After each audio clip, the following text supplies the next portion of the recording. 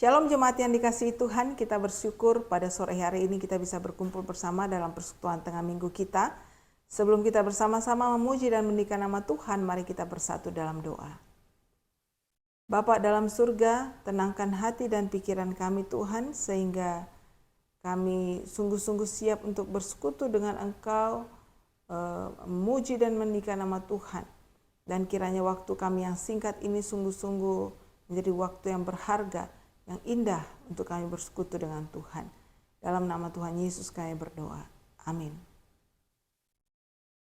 Saudara, di dalam kehidupan yang kita jalani ini, kita senantiasa butuh Tuhan yang berjalan bersama kita, memberi kekuatan, memberikan hikmat sama kita, untuk kita menjalani hidup ini dan penuh makna.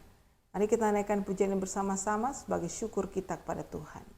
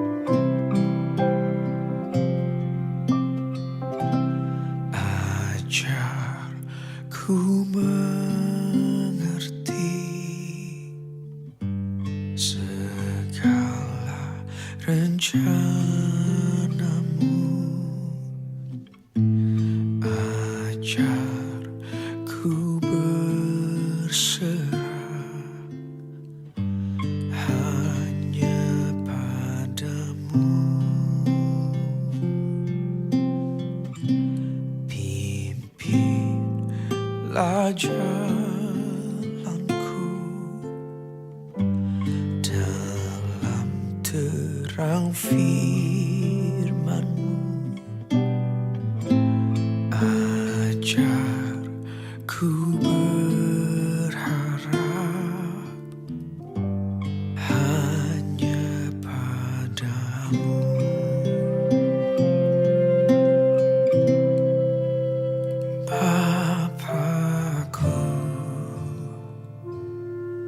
Ajaib segala rancangan-Mu,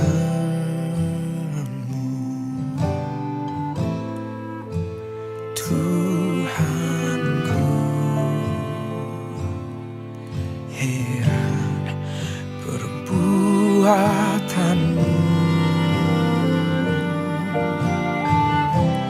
Engkau sanggup mengedakan segala yang ku perlukan, menurut kehendak-Mu terjadilah.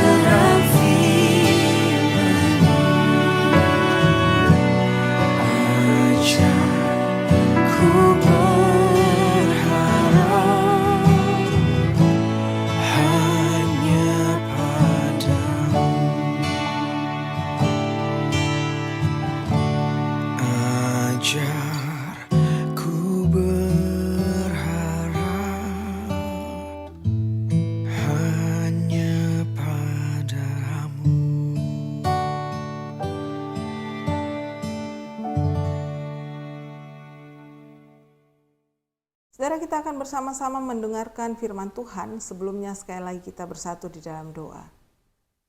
Bapa dalam surga, tenangkan hati dan pikiran kami, sehingga firman Tuhan yang akan kami baca dan renungkan ini sungguh-sungguh menjadi bagian yang bisa kami mengerti dan juga kami lakukan setiap saat dalam kehidupan kami ini. Terpuji nama Tuhan, di dalam nama Tuhan Yesus kami berdoa. Amin. Saudara, tema kita pada sore hari ini adalah hikmat yang benar. Kalau ada hikmat yang benar, apakah berarti ada hikmat yang salah? Kita akan renungkan sesuai dengan firman Tuhan yang akan kita baca pada sore hari ini. Mari kita sama-sama membuka dari Yakobus pasal yang ketiga. Yakobus pasal 3 ayat 13 sampai dengan ayat yang ke-18. Yakobus pasal 3 ayat 13 sampai dengan ayat yang ke-18. Saya akan bacakan untuk kita semua, demikianlah firman Tuhan. Siapakah di antara kamu yang bijak dan berbudi? Baiklah ia dengan cara hidup yang baik menyatakan perbuatannya oleh hikmat yang lahir dari kelemah lembutan. Jika kamu menaruh perasaan iri hati dan kamu mementingkan diri sendiri, janganlah kamu memegahkan diri dan janganlah berdusta melawan kebenaran. Bukanlah hikmat yang datang dari atas, tetapi dari dunia, dari nafsu manusia dan dari setan-setan. Sebab di mana ada iri hati dan mementingkan diri sendiri, di situ ada kekacauan dan segala macam perbuatan jahat. Tetapi hikmat yang dari atas adalah pertama-tama murni, selanjutnya pendamai, peramah, penurut, penuh belas kasihan dan buah-buah yang baik, tidak memihak dan tidak munafik, dan buah yang terdiri dari kebenaran ditaburkan dalam damai untuk mereka yang mengadakan damai. Demikianlah firman Tuhan yang berbahagia adalah setiap kita yang membaca, merenungkan, dan juga terlebih melakukan dalam hidup kita sehari-hari. Bapak Ibu jemaat yang dikasihi Tuhan, saudaraku yang dikasihi Tuhan, kalau kita berbicara tentang hikmat, maka pasti pikiran kita akan langsung memikirkan yang namanya pengetahuan. Padahal sebenarnya pengetahuan dan hikmat punya pengertian yang cukup berbeda, saudara. Pengetahuan itu bisa diartikan sebagai informasi atau ilmu-ilmu yang kita dapatkan yang mempelajari tentang segala sesuatu yang ada di sekitar kita. Entah itu ilmu berhitung, informasi tentang keadaan alam, dan juga mungkin bagaimana cara mengetahui hasil daripada sesuatu yang akan dijumlahkan dan dikalikan, itu kalau ilmu matematika, ataupun mungkin bagaimana cara membuat kue, itu kalau ilmu untuk membuat kue, bagaimana cara membuat teknologi yang canggih dan lain sebagainya. Itu yang mungkin dikategorikan sebagai pengetahuan, informasi atau ilmu yang mempelajari tentang segala sesuatu yang ada di sekitar kita. Yang walaupun segala sesuatu itu mungkin nanti terbagi-bagi lagi menjadi ilmu hitung, ilmu hukum, ilmu masak-memasak, ilmu tentang estetika dan lain sebagainya. Itu yang dikategorikan sebagai pengetahuan. Tapi kalau dikatakan hikmat, itu mungkin lebih dalam lagi atau mungkin satu tingkat lebih tinggi lagi dari yang namanya pengetahuan. Sebab yang namanya hikmat itu adalah kemampuan dari seseorang untuk mengelola ilmu pengetahuan yang dia miliki. Jadi kalau seseorang cuma pandai secara intelektual, mungkin dia pandai secara matematika. Tapi kalau dia tidak punya hikmat, ilmu itu hanya sekedar sesuatu yang membuat dia itu lebih daripada kawan-kawannya lain yang mungkin tidak pandai matematika. Kalau dia pandai memasak tapi dia tidak punya hikmat, dia tidak akan memakai karunia atau ilmu pengetahuan memasaknya itu, tidak bisa mengelolanya sehingga mungkin akan bisa menghasilkan dampak yang baik untuk dirinya dan untuk orang lain. Tapi kalau dia punya hikmat, Bapak Ibu, sederhananya orang yang punya hikmat itu, dia akan mampu mengelola segala informasi yang dia terima dari sekitarnya, dan juga ilmu pengetahuan yang dia sudah pelajari itu, dia mampu untuk mengelolanya, sehingga itu akan memberikan dampak yang baik, positif bagi dirinya, dan juga bagi orang lain. Itu mungkin yang kita orang-orang Kristen katakan sebagai menjadi berkat bagi dirinya dan juga bagi sekitarnya. Itu yang dikatakan berhikmat. Dia akan bisa mengelola perasaannya, saudara. Orang yang berhikmat itu bisa kelola perasaan dia. Kelola berkat-berkat yang Tuhan berikan, materi kah ataukah berkat jasmani yang lainnya, saudara. Dia juga akan bisa memanajemen atau mengelola relasi antar personal, entah mungkin relasi dia dengan saudaranya, dengan orang tuanya, dengan kawan-kawannya. Dia mampu untuk memilah mana kawan-kawan yang bisa membuat dia membangun dirinya, mana yang akan merusaknya, sehingga dia akan bisa memilih mana yang baik untuk dirinya. Singkat cerita, orang yang berhikmat itu bukan cuma bisa tahu yang mana benar, mana salah, mana baik dan tidak baik, tetapi dia juga mampu untuk memilih yang baik dalam hidupnya. Persoalannya, saudara, pertanyaan yang sering kali dilontarkan ketika berbicara tentang hikmat. Bisa gak sih orang yang berhikmat itu jatuh dalam dosa?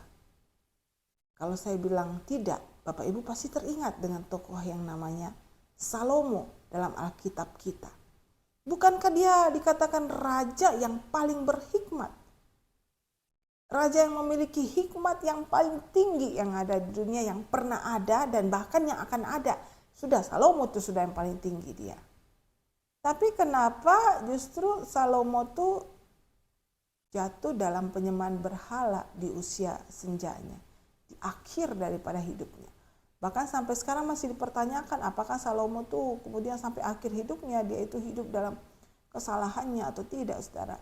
Tetapi kemudian dalam kitab Pengkhotbah kita ketahui informasi tentang dirinya. Dia menuliskan bahwa orang-orang muda itu bisa saja bersukaria dalam kemudaannya, tetapi ingat apa yang kau lakukan itu akan kau bawa untuk dipertanggungjawabkan dalam penghakiman Allah. Saudara, kenapa raja yang penuh hikmat ini bisa jatuh dalam penyembahan berhala? Dosa yang merupakan akar daripada sebuah dosa, dari semua dosa yang ada, penyembahan berhala, saudara.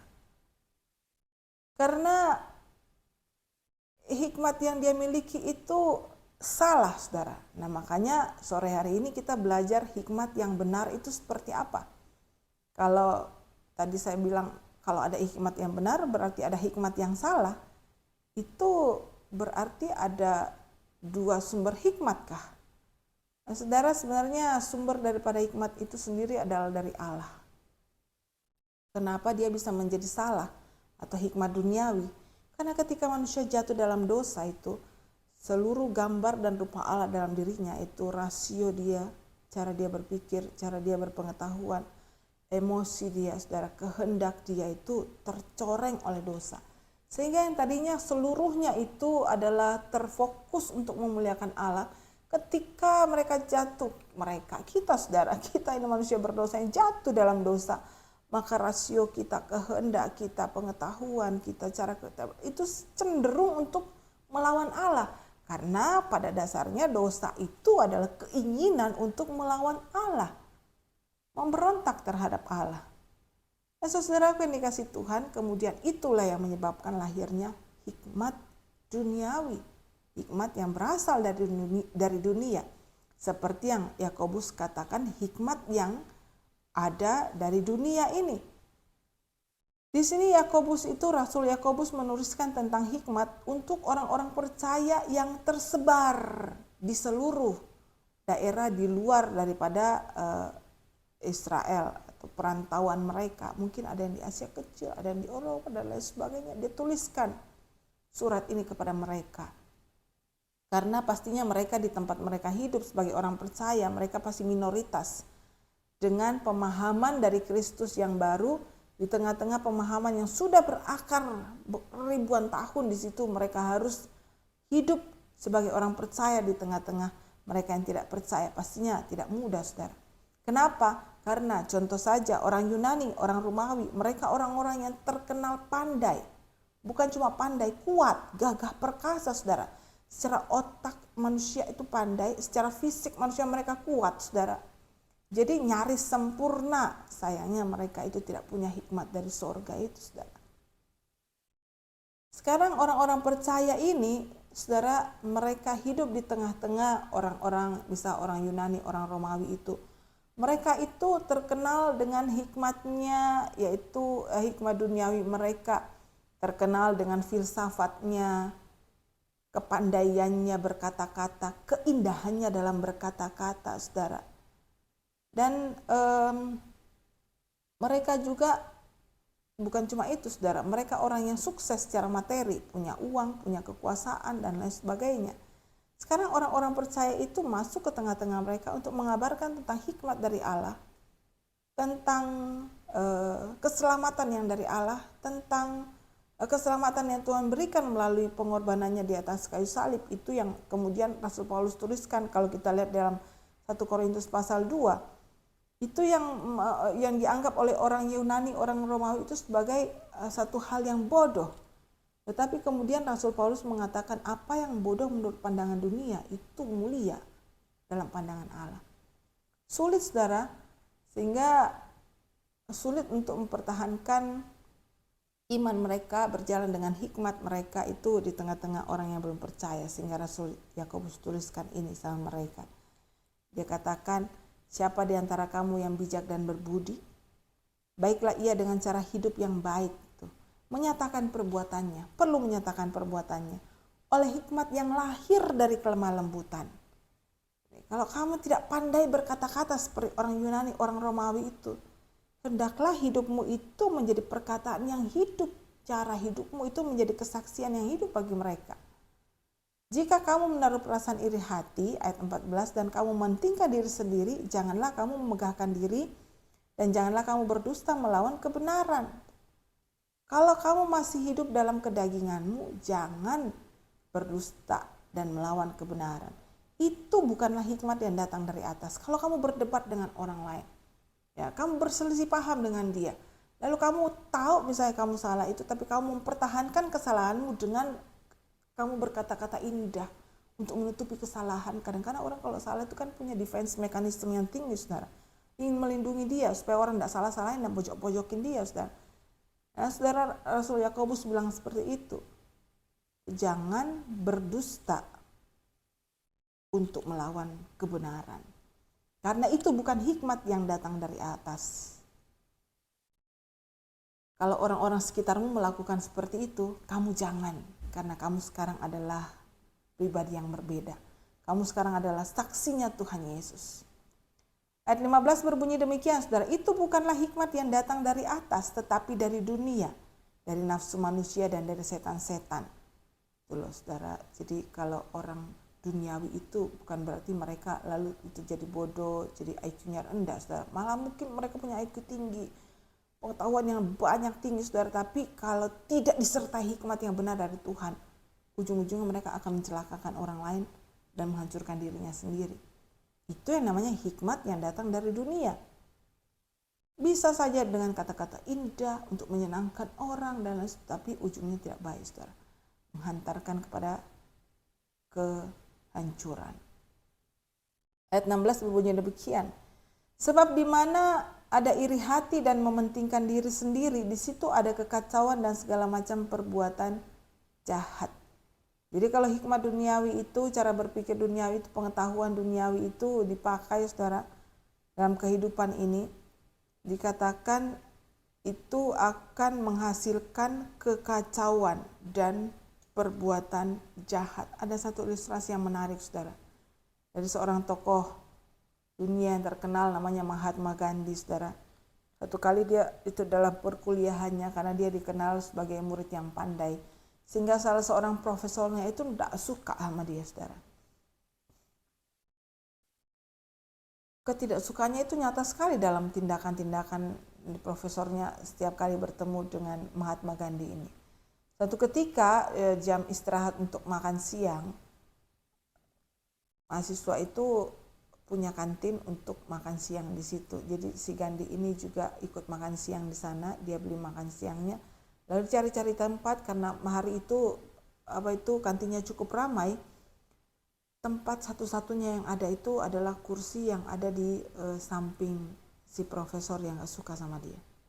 Dia bergumul, saudara, mau duduk di sana kah atau tidak, tapi gak ada tempat lain, terpaksa lah dia duduk sana. Waktu dia duduk di sana, bener aja, saudara, profesor yang gak suka sama dia ini langsung menyeletuk, saudara, tidak pantas, kata dia, seekor babi duduk berdampingan dengan seekor burung. Saudara tentu ngerti kalau orang gak suka itu siapa yang dikatain babi, siapa yang dikatain burung. Tapi si Gandhi ini tidak tersinggung dengan kata-kata itu, saudara. Dia langsung angkat dia punya baki nasi, lalu dia pindah. Baiklah Pak Profesor, kalau begitu burung ini akan terbang ke tempat lain untuk mencari tempat untuk makan. Saudara, di kesempatan yang lain lagi, saudara, profesor itu karena tidak terima dalam satu kelasnya, kemudian sengaja untuk memberikan satu pertanyaan untuk menjebak Gandhi ini. Dia katakan seperti ini, bagaimana kalau suatu ketika kamu sedang berjalan-jalan lalu kemudian kamu ketemu dua karung yang satu isinya itu duit sekarung katanya, yang satu isinya kebijaksanaan sekarung. Yang mana yang akan kamu pilih? Saudara, otomatis Gandhi itu lalu berkata, saya akan memilih karung yang isinya uang. Profesor itu bilang, oh iya dasar kamu itu mata duitan dan lain sebagainya. Pokoknya dihina-hina, saudara. Tapi si Gandhi dengan santainya menjawab, iya Pak Profesor, karena biasanya orang itu akan memilih sesuatu yang dia tidak miliki. Jadi kalau Pak Profesor memilih untuk memilih karung yang isinya kebijaksanaan, itu berarti Bapak belum punya kebijaksanaan sehingga mengambil kebijaksanaan itu. Nah, saudara yang dikasih Tuhan, kisah sederhana ini itu mau mengajarkan kita tentang bagaimana mengelola pikiran kita dan juga hati kita. Kadang-kadang kita kalau disakitin, entah melalui kata-kata kah atau perbuatan, cenderung otomatis tuh otak itu nggak usah ditekan on-nya, dia pasti akan otomatis berpikir ya, bagaimana supaya saya bisa membalas orang yang menyakiti saya itu lebih sakit daripada yang sudah saya alami. Nah, saudaraku, dari kisah Gandhi tadi kita mungkin berpikir dia juga balas dendam ya saudara, tapi dia tidak mengumbar emosinya dengan membalas dendamnya. Mungkin sebagai anak-anak Tuhan kita punya cara membalas yang lebih baik daripada Mahatma Gandhi tadi, saudara. Firman Tuhan mengatakan kalau kamu ditampar pipi kiri, berikan pipi kananmu. Bagaimana mungkin? Tampar pipi kiri itu sudah hal yang memalukan, sekarang sudah tampar pipi kanan, saudara. Ya. Itu yang Rasul Yakobus tuliskan sebagai hikmat yang lahir dari kelemah lembutan dalam ayat 13 tadi. Kalau kita punya Tuhan Yesus sebagai juru selamat kita punya kasih Tuhan dalam hidup kita, maka seharusnya dalam hati kita ini, kehidupan kita ini menghasilkan sesuatu yang namanya buah roh. Buah roh orang bilang ya, tidak jamak tapi single. Buah roh yang di dalamnya itu ada kasih, sukacita, damai sejahtera dan lain sebagainya. Dan memang itu yang orang-orang ingin nampak dalam hidup kita, saudara. Dengan kita menampakkan buah roh itu, baru orang akan melihat kesaksian kita, orang akan melihat hikmat yang ada dalam hidup kita. Kenapa kita berbeda dengan dunia ini? Kenapa walaupun kita disakiti, kita tak balas dengan hal yang menyakitkan. Tapi kita bisa balas dia dengan kita doakan dia. Dan kita membalasnya dengan kebaikan. Itu yang tidak bisa dipikirkan dan tidak bisa diterima oleh orang-orang dunia ini. Itu ya Yakobus bilang, kamu lakukan seperti itu supaya kamu menjadi saksi Kristus. Nama Tuhan dimuliakan. Kita lanjutkan, saudara. Kalau tadi hikmat dunia itu menghasilkan kekacauan, perbuatan jahat, saling menyakiti. Bagaimana dengan hikmat yang benar? Ayat 17 mengatakan, tetapi hikmat yang dari atas adalah pertama-tama dia itu murni. Selanjutnya pendamai, peramah, penurut, penuh belas kasihan dan buah-buah yang baik. Sekali lagi dia berbicara tentang buah, tidak memihak dan tidak munafik. Murni, saudara. Hikmat yang benar itu sifatnya murni. Bagaimana kita mau tahu kalau kita sudah punya hikmat yang benar? Kita harus cek hati kita, pikiran kita apakah sudah murni. Kalau berbicara tentang kemurnian, saya selalu ingat dengan cara para pandai emas itu memurnikan emas mereka. Jadi pandai emas itu akan mengumpulkan emas yang belum murni, yang tercampur dengan banyak logam-logam lain, lalu dimasukkan dalam satu wadah, dipanaskan dengan suhu yang sangat-sangat tinggi, saudara. Sehingga otomatis emas-emas itu akan memisahkan dirinya dan bergabung dengan emas-emas lain, dan logam-logam lain itu akan menjauh dari dirinya. Sehingga nanti pada akhirnya muncullah logam mulia dengan berpijar yang sangat tinggi.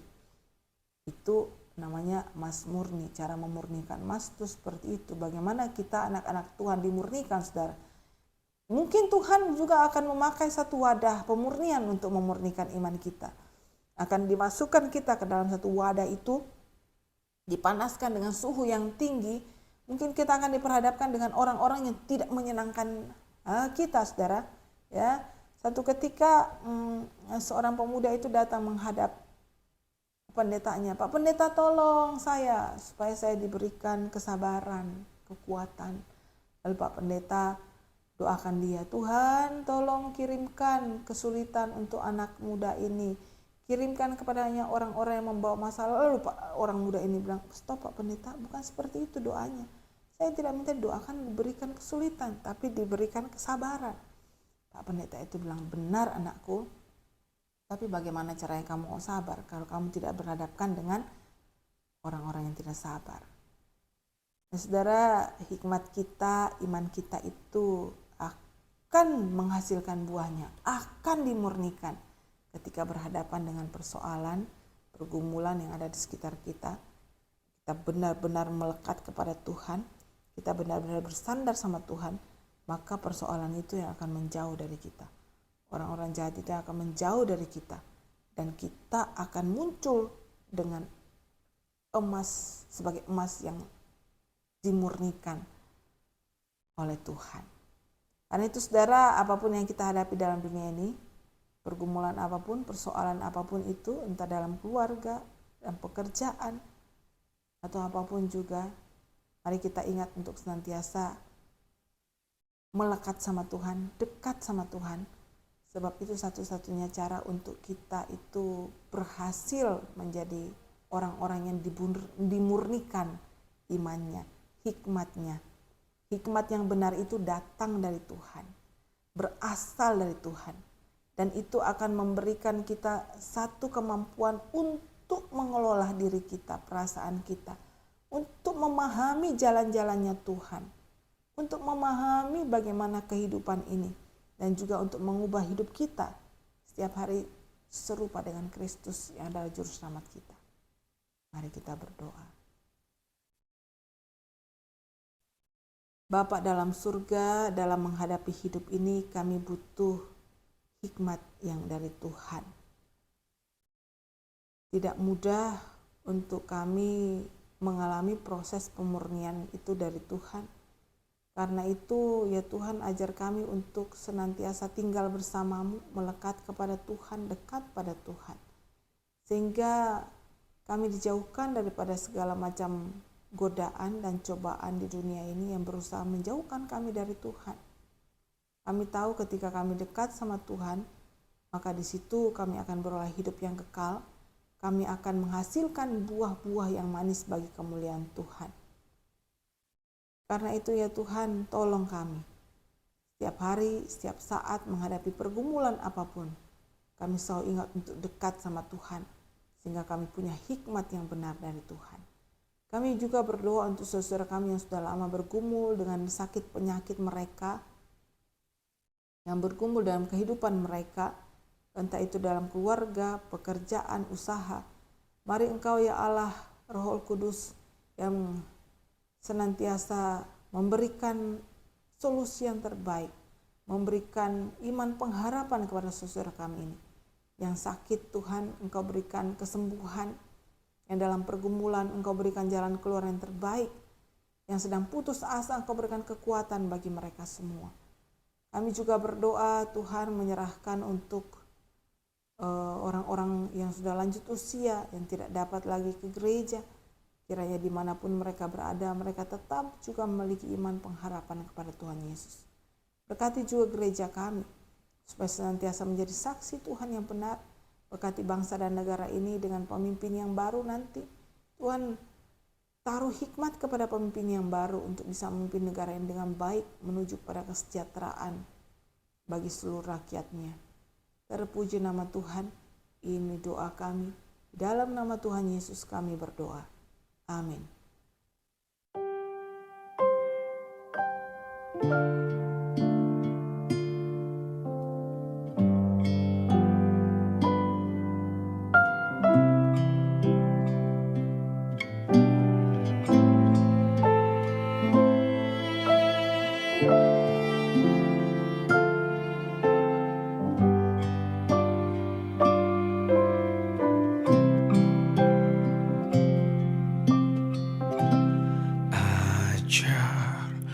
Ku mengerti segala rencanamu. Ajar ku berserah hanya padamu. Pimpinlah jalanku dalam terang firman-Mu. Ajar ku berharap hanya padamu.